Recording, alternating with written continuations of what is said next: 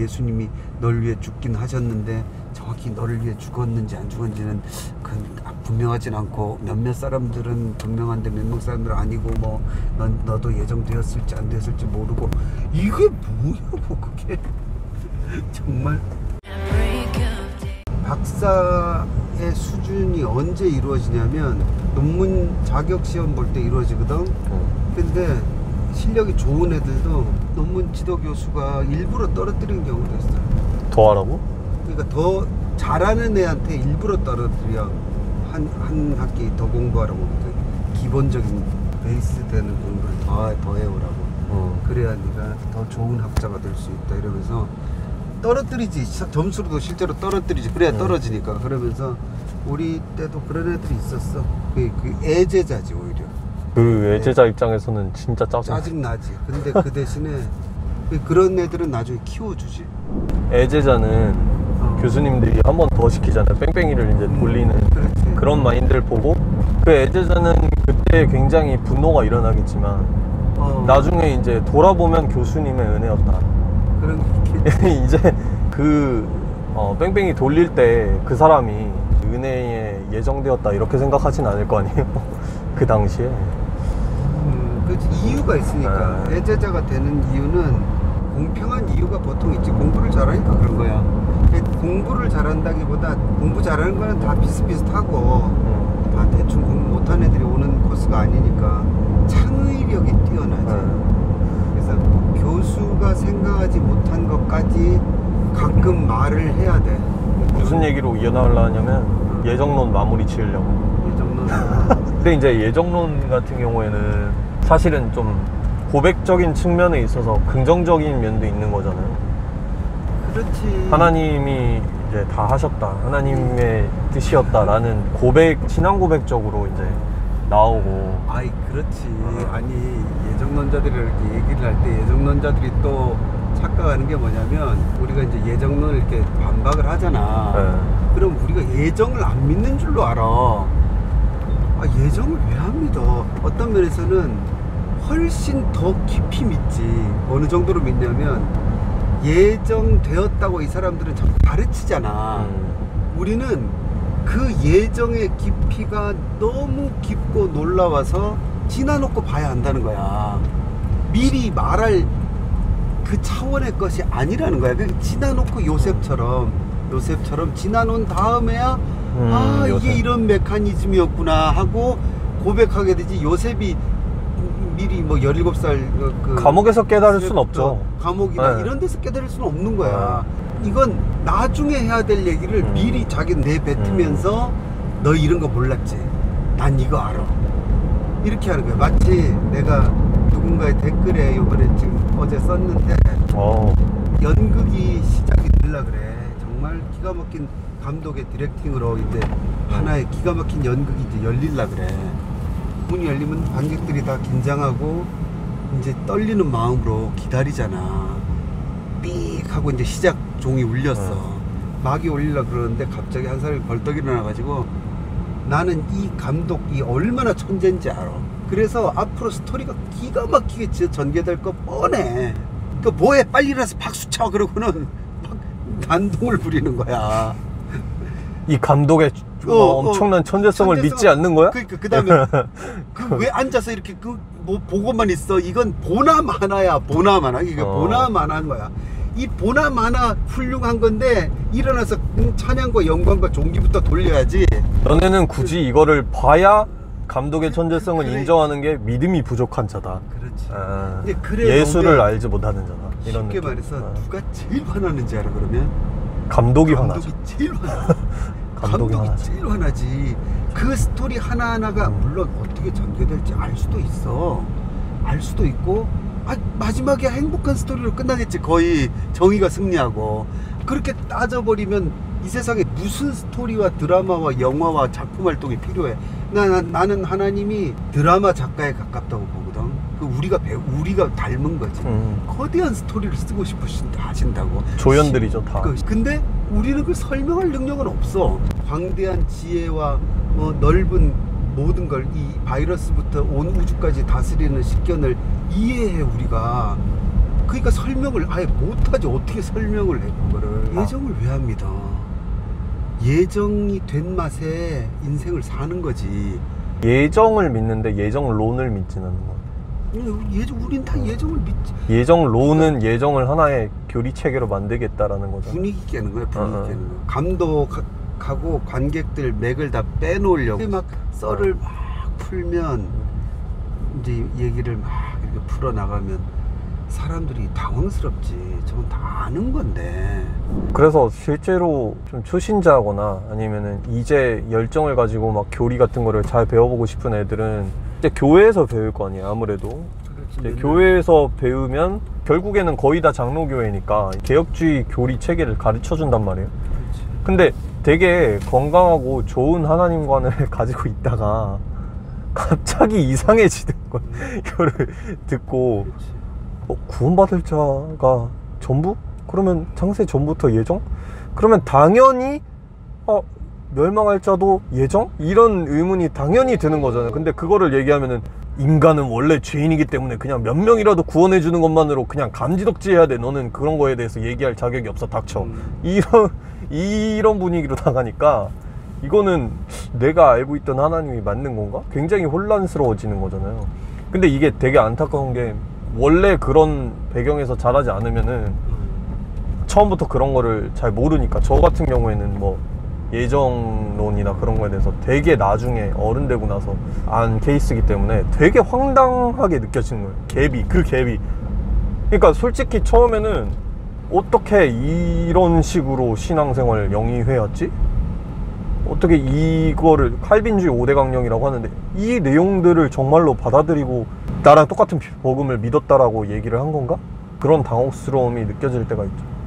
근데 사실은 진짜 1대1로 뭐 대화를 해보거나 깊이 얘기해보면은 그것도 예정론이라는 그 5대 강령 체계를 완전히 준수를 하면서 그 신앙생활을 영위하기가 굉장히 어려운 일이기 때문에 계속 하루하루의 일상과 모순이 발생하잖아요. 계속 부딪히는 거잖아요, 사실은. 그래서 대충 그냥 대충 이렇게 얼버무리고 그렇게 신앙생활을 하는 경우가 그렇지. 많죠. 그러니까 정직한 예정론자들은 우리가 이른바 칼빈주의의 그 전통적인 예정론이 문제가 있다는 걸 자기들이 제일 잘 알아. 지금 내가 너 데리러 오기 전에 그거 하고 있었거든. 녹화를 하다가 내가 지금 이제 말하는데 뭘 하냐면 좋은 논문을 하나 발견을 했어. 아티클을. 장신대학교 총장하셨던 김명용 그 교수님이라는 분이 쓴 예정론에 대한 바른 신학적 이해라는 그 아티클이 있더라고. 94년 좀 오래전에 쓴 거야. 근데 거기서 다 수긍을 해. 그 양반이 장신대학교 총장했던 양반이 다 수긍을 해. 예정론에 대한 반박들이 이런 게 있다. 다 일리가 있다. 난 굉장히 그게 학자로서 좋게 다가오더라고. 왜냐하면 논리적으로 사고를 하면 다 일리가 있는 반박들이야. 그거를 어디서 차이가 나냐면 그걸 일리가 없다. 네가 몰라서 그렇다. 그리고 맨날 나오는 얘기가 예정론 수호자들을 보면 네가 몰라서 그렇다. 그 다음에 나오는 게 이제 순서대로 예정론은 결정론이 아니야. 예정론은 숙명론이 아니야. 우린 하이퍼 칼비니스트와 달라.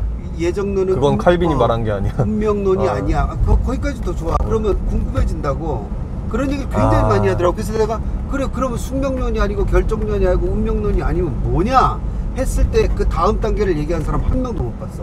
저도 한 명도 못 봤어요. 그러니까. 지난 5년 동안 한 번도 못 그러니까. 봤어요. 기독교 강요 읽어밖에 들은 적이 없어요. 그러니까 기독교 강요 가서 읽어. 칼빈은 우리가 예상하는 것보다 더 극심한 이중 예정주의야. 그렇죠. 칼빈 네. 글에는 그렇죠.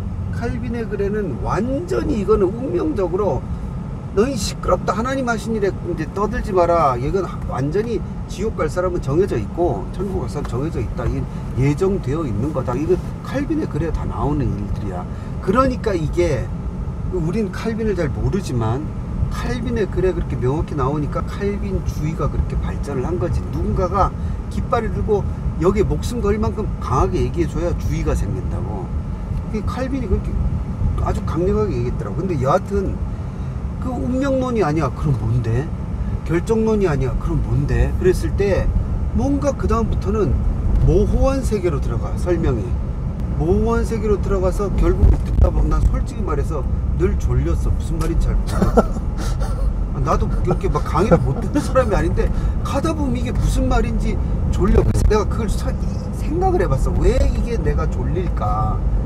왜 이 말이 하나도 이해가 안 될까? 이 사람들이 그 다음 단계에 꼭 얘기하는 게 뭐냐면 예정론이라는 것은 한 현상, 그러니까 예정되었다 구원받았다는 결과론적인 것에 대한 것이 아니라 구원의 전 과정에 대한 이야기다. 일단 그 얘기를 잘해. 그러니까 예정되었는데 예정되었다고 우리는 바로 이 사람은 그러니까 구원받았다 이렇게만 생각하지 말고 이 사람이 예정되었기 때문에 복음을 들을 때가 오고 복음을 듣고 믿을 때가 오고 고백할 때가 오고 그 사람이 믿을 때가 온다고요? 그렇지. 그 사람이 믿고 그 사람이 고백할 때가 온다고요? 그리고 성결한 삶을 살고 천국 가는 그 전 과정이 예정되었다는 거다. 이게 그나마 조금 이제 그 뭐라 그러냐 소프트한 갈변주의? 약간 그 언더스탠더블한 이야기야. 그게 그 말이 똑똑한 강의자한테 나와. 그러면 약간 그래 그래서 어쩌다고 이제 또 듣기 시작하잖아. 그런데 그 순간부터가 졸리는 거야. 여기 약간 일리가 있다가 여기서부터 졸리는데 왜 그러냐면 그게 왜 창세전에 예정되었냐 이거야. 그때부터는 뭐가 갑자기 나타나냐면 그 백투더퓨처의 드로이드가 나타나는 거야. 갑자기 우리는 그래서 그래 좋아. 그러면 드로이드가 뭐였지? 드로이안 드로이안? 그 있잖아. 생각이 안 나네. 타고 날아다니는 타임머신. 그 자동차? 왜냐하면 그래 그럼 좋아. 그럼 한 단계씩 생각해보자. 그럼 난 아직 예수를 믿기 전이면 나는 예정된지 몰라. 전혀 모르는 상태야. 그지? 그러다가 예수님을 믿어. 그러면 믿고 고백할 때가 오잖아. 그 예정이 지금 현재 상황인데 그 창세전에 예정된 거래. 근데 이건 필연이고 이 예정되었기 때문에 얘는 반드시 구원을 그럼 받는데 결정론이잖아요. 얘는 그걸 모르고 또 따라가는 거래. 그러니까 자기 얘가 의지로? 예정에 대한 걸 전혀 모른다고 치고 가면 또 스토리가 맞아. 현재에 맞춰서. 그러니까 전체적으로는 결정론인데 우리가 자유의지가 있다고 착각을 하고 산다라는 게 이제 과학적 결정론주의자들이 말하는 게 그건데요? 그러다가 어느 중간에 예정론을 하는 위대한 선지자가 너는 예정된 거라고 하는 이론까지 접하면서 이제 알게 된다는 것까지 포함이 되는 거지. 그래서 갈빈주의를 알아야 되는 거구나. 신자는. 아니야. 그래서 알아야. 왜냐면은 그걸 알아야 이제 그거를 모른 채로 자기 자유의지라고 착각만 한 상태로 구원을 받는 자와 진리를 깨달은 자는 더 다르지 않습니까? 근데 그 말을 들으니까 이런 생각이 들어요. 그러니까 만약에 예정론이 맞다. 그러니까 그 체계가 전부 맞고 하나님의 뜻이 그게 맞다. 그렇다라면은 사실은 다 창세전에 이제 결정이 된 거고 전부 그렇게 된 거고 우리에게는 사실상 의지로 뭐 믿거나 할 자유는 없는데 우리가 그렇게 생각을 한다라는 거잖아요. 근데 그렇게 치면 칼빈주의는 예정론에서도 잘못된 거 아니에요? 만약에 그게 사실이라면은 하나님은 우리에게 자유의지가 없다라는 사실을 깨닫기 원하지 않으실 것 같은데. 그래서 대타하고 있다는 거야. 그러니까 우리가 예정을 믿잖아. 그러니까 그걸 원하지 않죠. 그러니까 그 예정에 대해서 말하지 말라고 하나님은 원하고 계신다니까. 왜냐하면 애초에 우리가 설명할 수도 없고 어떻게 이게 풀려나갈지도 모르고 지나봐야 하는 거고 그 깊이와 높이 바울이 그러잖아. 높고 깊도다 하나님의 지혜와 지식에 풍요하며 사람이 그걸 측량할 수가 없다 그러잖아. 설명을 좀 해보려다가 실패한 거야 바울이. 그래서 다 말을 못했어. 말을 다 못하고 거긴 압도되어서 지나놓고 찬양과 경배와 영광을 하나님께 돌립시다 하고 끝나야 되는 얘기를 굳이 이 칼빈주의자들이 자기들이 아는 것처럼 이제 떠들기 시작한 거야. 그러니까 하나님 입장에서도 이거 왜 이 식스센스 만들었는데 앞에서 그 브루스 윌리스 이 얘기 떠드는 놈처럼 짜증나지. 이건 잘 될 거야 막 이 식센스 안 본 사람은 자기 잘못이에요. 지금까지 안 본 사람 자기 잘못. 그러니까 지나놓고 난 다음에 예정되었다고 고백 안 하는 진실한 크리스찬이 어디 있어. 그 예정론자들이 중요하게 여기는 게 네가 구원을 영접하고 받아들인 것 믿는 게 너의 행위다. 그러면 안 된다. 이거 엄청 강조하잖아. 아니 그게 어떻게 행해요? 내가 예수를 믿고 그래서 마침 하나님 앞에 갔어. 하나님 적어도 이 구원의 역사 제가 구원받는 데서 믿는 거 요거는 나의 공로입니다.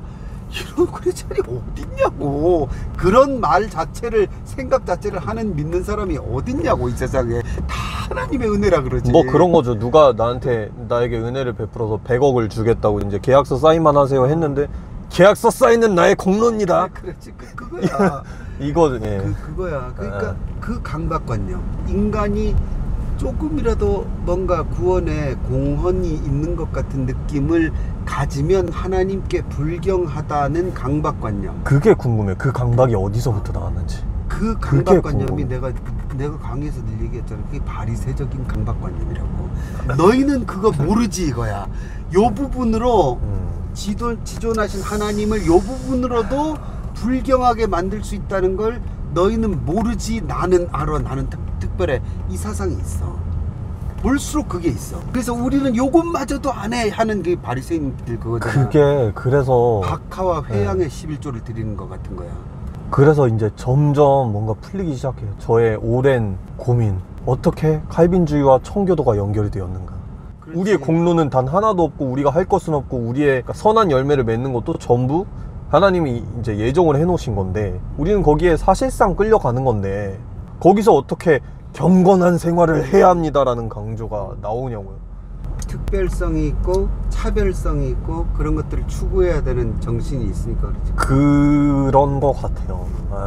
결국에는 예정이라는 것에서 모든 것이 하나님의 은혜고 나왔다, 이거. 주권이다라는 것을 강조하기 위해서 나왔는데 이 포커스가 좀 엉뚱하게 그 주권을 받은 나, 그것을 받은 나, 그게 바리새인들이 1세기 유대교에서 나 아브라함의 자손이다 라는 걸로 뻐기는 걸로 드러난 거잖아요. 왜냐면 아브라함의 자손인 게 자기가 잘해서 그렇게 된 것이 그렇지. 전혀 아닌데 이거를 더 뻐기기 위해서 뭔가 이제 지키게 되는 눈에 보이는 이제 행위적인 결과물들.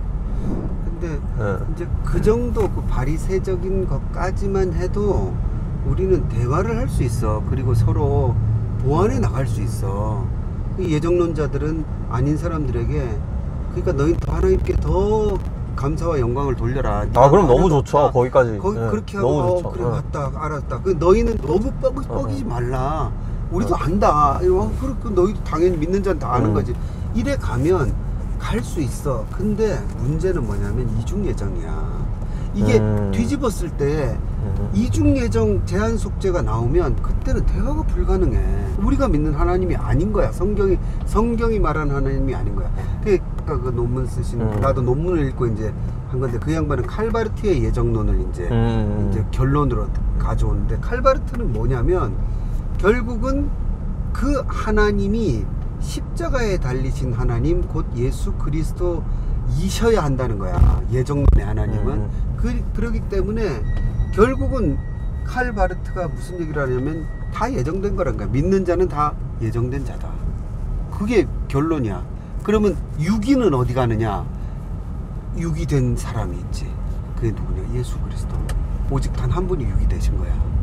그분이 유기되시고 나의 하나님 어찌 나를 버리셨나이까 라고 외치는 순간에 온 인류는 다 구원의 선상에서 예정의 선상에 선 거라는 거야. 근데 내가 이제 이따가도 강의를 하면서 얘기하겠지만 그거 몰라?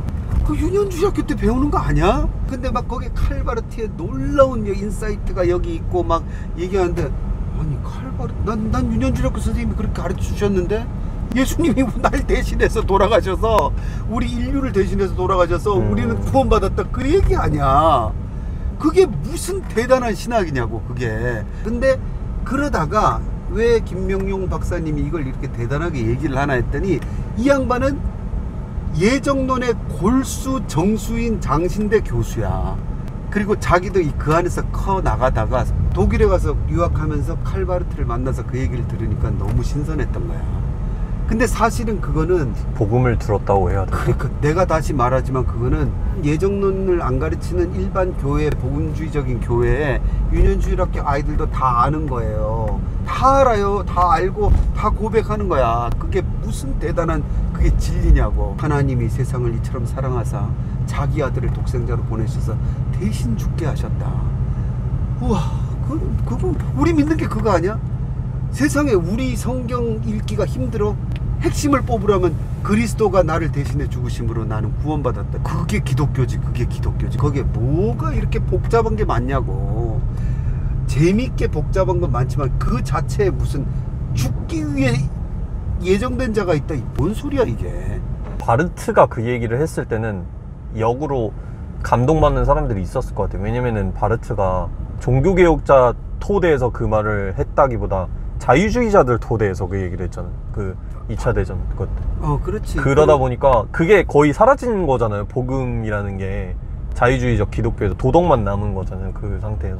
하지만 거기서 바르트는 자유주의자가 아니지. 그러니까 바르트가 그 어떤 판에서 바르트가 그렇지. 다시 종교개혁자들의 그런 신학에서 복음적인 결론을 이렇게 도출을 해내서 그렇지. 그 양쪽에서 정반합을 이제 이뤄준 거죠. 반대쪽에 그 종교개혁주의의 전통을 갖고 와서 싸우는 거지. 그러니까 그렇죠, 버리지 그렇죠. 않는 거야. 그렇죠. 갖고 와서. 근데 나는 이제 불만이 뭐냐면 내가 지금 얘기했잖아. 결론은 너무 뻔한 얘기야. 거기에 맞아요. 예정이라는 말을 그럼에도 불구하고 예정과 선택이라는 말을 자꾸 넣어. 그 이전의 전통과 잇대어서 이탈하지 않겠다는 거거든. 나는 왜 그러냐는 거야. 왜 그렇게 할 이유가 없어. 그냥 우리가 단순하게 믿는 그대로야. 주일학교 어린이들부터 저 권사님, 할머니 권사님까지 그냥 우리가 너무나 당연하게 예수님이 내 죄를 대신해서 돌아가시고 버림받으셨기 때문에 내가 그래서 구원을 받았다는 이 놀라운 걸 믿잖아. 그리고 그 다음에 예정론 이런 거 만들지 마. 그냥 그런데 이게 다 하나님의 은혜입니다. 그렇게 고백하고 찬양합시다. 그러면 누가 아멘 안 해? 다 아멘이지. 여기에 예정론을 배워서 아멘 하는 사람이 어딨어. 다 그렇지. 그러면 되는 간단한 거를 왜 이런 복잡한 시스템을 만들어 놓냐고. 옛날에 전도 안 해봤어? 길거리 전도를 하든 저기 어린이 전도를 하든 전도해가지고 예수님이 너 죄 있어서 너 죽을 존재인데 너 죄를 다 값을 치렀어. 대신 죽으셔서. 와, 그 세상에 그런 복음이 어디냐. 그래서 크리스찬인 거지. 그런 사랑이 어딨고. 근데 그걸 갑자기 왜 이중예정이니 제한속죄니 예수님이 널 위해 죽긴 하셨는데 정확히 너를 위해 죽었는지 안 죽었는지는 분명하진 않고 몇몇 사람들은 분명한데 몇몇 사람들은 아니고 뭐 너도 예정되었을지 안 되었을지 모르고. 이게 뭐냐고 그게. 정말. 근데 다른 것까지 다 그냥 돼도 출입이 정말 안 되겠다 싶었던 거는 처음 제한적 속죄를 봤을 때거든요. 제한적 속죄를 봤을 때 이거는 기독교라는 생각이 전혀 안 들더라고요. 기독교가 아니지. 그러면은 근데 또 어떤 이제 사람들이 너는 제한적 속죄를 제대로 이해를 하지 못했다. 칼빈은 그렇지. 그렇게 말하지 않았다. 이렇게 이게 무한 반복이거든요. 그게 정말 그거 몇 년 동안 해왔는데 그러면 뭐냐고. 그게 제한적 속죄를 간단하게 설명을 하면은 예수님의 십자가가 모든 사람을 위한 건 아니었고 예정된 자들을 위한 거였다라는 피리어드 마침표 끝이잖아요. 그게. 근데 그렇게 얘기하면은 조금 괜히 좀 그리고는 트로이안을 타고 왔다 갔다 한다니까. 괜히 좀 그러니까 창세 전까지 갔다가 다시 현재로 왔다가 또 현재의 끝엔 구원받은 다음까지 갔다가 이게 말이 어렵냐고요. 갔다 제한 속죄. 그러면 나는 너랑 믿는 거는 그럼 좀 다른 거 같다. 다른 복음을 믿는 거 같다. 그렇게 결론을 내릴 수밖에 없는 거예요. 제한 속죄, 성도의 견인 이쪽으로 가면 곤란해지지. 그럼 대화를 하고 싶지 않아지지. 곤란하잖아. 그거는 비기독교적인 얘기인데. 그러니까 근데 비기독교적인 얘기를 성경의 논리를 따라 얘기하려다 보니까 졸리지. 어렵고 졸리지. 내가 그때도 얘기했지만 그 다른 교수님 한 분이 그 얘기 잘한다 그랬잖아. 구원의 전 과정이라고. 예정은 그렇기 때문에 예정된 사람은 예수님을 반드시 믿게 되고 그 다음에 성결한 삶을 살아가다가 천국 가게 된다. 이게 다 예정된 거라는 거야. 그러면 내 강의에서 그 결론이 그거야. 그러면 누가 예정됐다는 거를 자부할 수 있어? 내가 성결한 삶까지, 그리스도인다운 삶까지 살도록 예정이 됐다며. 그럼 내가 예정된 대로 그리스도인다운 삶을 살 때가 많아? 아닐 때가 많아? 아닐 때가 많지, 솔직히. 그리고 아닐 때가 많은 걸 아는 게 크리스찬이야. 나는 이제 가면서 웨슬레랑 알미니우스도 깔 거야. 웨슬레를 내가 받아들이지 못한 이유는 웨슬레는 기독자의 완전을 너무 강조했어. 기독자가 완전해질 수 있다. 나는 반대야. 왜 그런 말씀을 하셨는지는 내가 이해할 수 있어. 그리고 약간 사람도 종자가 있어. 자기의 행동이나 삶이 절제가 잘 되는 사람이 있어. 그런 사람이 있다고. 왜 펠라기우스하고 어거스틴하고 싸우는지 알아? 펠라기우스는 평생 성적인 욕망을 제어를 못한 사람이야. 펠라기우스? 아니, 어거스틴.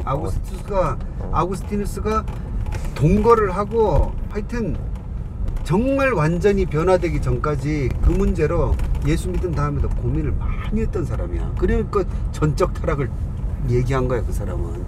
펠라기우스는 반대야. 펠라기우스는 정말로 자기 절제가 잘 되는 기막힌 수도사였어. 그 펠라기우스는 알미니우스 정도가 아니잖아. 펠라기우스는 원죄 없다 그러잖아. 내 느낌이 어떤 종류의 사람일지. 그리고 인류 속에 얼마나 많은 사람인데 그 정도, 그러니까 진짜 원죄가 없는 건 아니지만 가끔 그런 사람 그 정도 급으로 느낄 만한 사람이 있지. 가끔. 그러니까 이게 왜 이게 사람 성격 따라 다르다는 게 가끔 답이 되잖아. 신학 교리도 그래. 그럼요. 누구한테서 나왔냐가 중요한데 자기한테 유리한 신학으로 생각을 할 수밖에 없지. 이게 왜? 신앙이랑 연결이 되는 건데. 당연히. 나는 웨슬레도 그렇다고 봐. 웨슬레도 펠라기우스과야. 이 자기 절제 능력이. 그러니까 그런 위대한 사람들은 이제 얘기할 수 있지. 하지만 내가 늘 얘기하지만 너도 기타를 치니까 알겠지만 기타를 손에 한번 안 잡아본 남자는 없을 거야. 누구나 기타를 하면 잘 치고 싶지. 어느 순간 깨닫게 되지. 난 죽었다 깨어나도 에릭 클랩튼이 될 수는 없구나 하는 걸 깨닫게 돼. 그건 타고난 게 있어야 된다고. 그건 아무나 되는 게 아니라고. 그랬을 때 우리는 에릭 클랩튼의 연주를 들으면서 환호하고 감탄하지. 박수를 치고 심지어 돈을 주고 보러 가고 그러잖아. 그럴 때에 갑자기 에릭 클랩튼이 당신들도 다 이렇게 될 수 있습니다 하고 방법을 가르쳐 주면, 물론 이제 따라올 수 있는 사람도 있지만 반대로 다 그 방법대로 해서 따라와도 문제야. 그럼 전부 다 에릭 클랩튼처럼 기타를 치면 누가 박수를 치냐고. 환호는 누가 삶이 하고. 재미가 없죠. 재미도 없지. 가끔 그런 천재들이 있으니까 우리가 보면서 재미를 느끼는 거지. 약간 그런 느낌이 있어요. 신학계에서도 이런 주의들이 싸우는 걸 보면. 그런데 어쨌든 웨슬레가 그걸 보편화시켜서 모든 크리스찬은 전부 다 성화의 단계에 이를 수 있다 라고 말한 거는, 내가 보기엔 웨슬레가 오만했기 때문은 아니고 약간 착각을 한 것 같아. 내가 성경을 읽기로는 그런 단계로 갈 뻔하다가 늘 실패하는 게 크리스찬이야. 그리고는 오호라 나는 공고한 사람이로다. 누가 이 사망의 늪에서 나를 건져낼까 하다가 다시 예수님 보고 감사하다. 물론 웨슬레가 그럼에도 불구하고 뭐 그게 완전한 그거의 완전은 아니고 뭐 하면서 얘기를 하는데, 그럼에도 불구하고 그거를 강조를 시켜준 것. 사실은 내가 성결교단 신학교에서 우리 웨슬레 주의자들한테 이제 배우면서 그 얘기를 많이 들었어. 성결해야 된다. 우리는 딱 묻는 게 성결의 은혜를 받았느냐 이런 거 하거든. 웨슬레는 그게 은혜라고 얘기를 해. 근데 그것도 있잖아. 그것도 약간 모순인 게, 언제를 얘기하냐면 성령 세례거든. 그게 성령의 은혜로 내가 성결해진 거야. 근데 성경적으로 일리는 있어. 12제자가 예수님 돌아가시고 승천하신 이후에 열흘 동안 오순절 다락방에 있잖아. 그 사이에 변한 거야. 그때 오순절 날. 그 전에는 시덥지 않은 인간들이었다고. 어떤 면에서는 도망 다니고 무서워하고. 그 여전히 있다가 성령 세례 받고는 완전히 사람이 바뀌었잖아. 웨슬레는 그걸 근거로 이제 된다고. 일리가 있어. 근데 그게 완전하게, 그러니까 딴 사람도 다 그렇게 된다고 이야기를 못하지. 근데 자기가 그렇게 좋은 삶을 산 걸 넘어서 주변에 또 좋은 사람밖에 없었나 봐요. 많이 있었지. 자기 일단 동생 찰스 웨슬리부터 위대한 성인들이지. 그러니까 왜냐면은 주변 사람들만이라도 자기가 아무리 완벽해도 막 허덕이는 걸 보면은 아 이게 안 되는 건가 이런 그러니까 고민이 들 때가 자기 엄마도 많이 있을 수밖에 완벽한 없거든. 성녀였고 그러니까 아버지도 목사님이셨고. 근데 이제 이 말에 이제 끝을 맺을게. 그 성령 세례가 내가 받는 게 아니거든. 성령이 주시는 거잖아. 나는 왜 그거를 일반화 시키면 안 되냐면 모든 사람이 다 그렇게 될 수 있다고 하고 그렇게 해서 다 기독자의 완전에 이른다. 내 힘은 하나도 아니다. 오직 성령이 그렇게 하시는 거다. 이렇게 말을 왜 못하냐면 그러면 지금 현재 성령은 직무유기 중이시죠. 왜 이 많은 크리스찬들이 다 이렇게 그렇게 안 되냐고. 성령이 하시는 거라며. 우리가 하는 게 아니라. 성령은 직무유기하고 계신 거야. 왜 관망하시냐. 거기도 뜻이 있다 이렇게 얘기를 하겠지. 근데 꼭 그렇지만은 않은 것 같다는 거야. 성령님도 이유가 있지 당연히. 그러니까 그런 부분에 있어서 이게 다 이제 원래 스토리로 들어오면 하나의 스토리가 진행돼 가는 과정에 있는 거지. 그런 어떤 결정론적인 주의들을 자꾸 안 만들었으면 좋겠어. 그러면 근데 성령 세례도 성령이 하시는 거고 100% 그렇지. 받는 사람이 있고 안 받는 사람이 있으면 그것도 이중 성령 세례잖아요. 그렇지. 뒤집으면. 그렇지. 방언하는 사람들 봐봐. 방언하는 사람 중에 극단적 하이퍼 방언주의자들은 방언을 못하는 사람은 맞아. 방언을 못하는 사람은 예수 믿는 게 아니라고까지 얘기해. 전도를 들어봤죠. 그런 전도를. 그러니까. 근데 방언 받으시냐고. 방언을 절대로 못 받는 사람도 있어. 절대로 방언을 죽을 때까지 못 받는 존경받는 신자들도 얼마든지 계셔. 그러니까 그런 기준이 아닌데 그거를 또 주의로 만들고 이론으로 만들잖아. 좀 더 생각을 확장해 보면은 그런 것 같아요.